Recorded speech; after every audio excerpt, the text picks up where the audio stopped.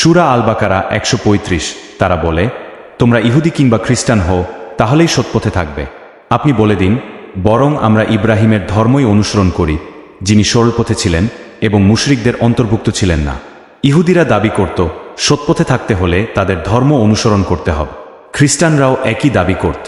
আল্লাহ তাআলা তাদের এ দাবিকে খণ্ডন করেছেন এবং রাসূল সাল্লাল্লাহু আলাইহি ওয়াসাল্লামকে নির্দেশ দিয়েছেন, তিনি যেন বলেন যে প্রকৃত সৎপথ হল ইব্রাহিম আলাইহি ওয়াসাল্লামের ধর্ম।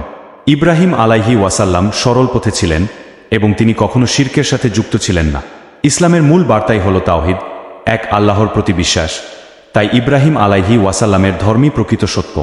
সৎপথে থাকার জন্য কেবল একটি বিশেষ সম্প্রদায়ের অনুসরণ যথেষ্ট নয়, বরং তাওহীদের পথে থাকতে হবে। ইব্রাহিম আলাইহি ওয়াসাল্লামের ধর্ম হল একমাত্র আল্লাহর ইবাদত এবং শিরক থেকে মুক্ত থাকা। ইসলামের প্রকৃত শিক্ষার মূল ভিত্তি হল সরলতা এবং এক আল্লাহর প্রতি পূর্ণ আনুগত্য। নিজেদের ধর্মীয় পরিচয়কে সত্যপথের একমাত্র মাধ্যম হিসেবে দাবি করা ভুল।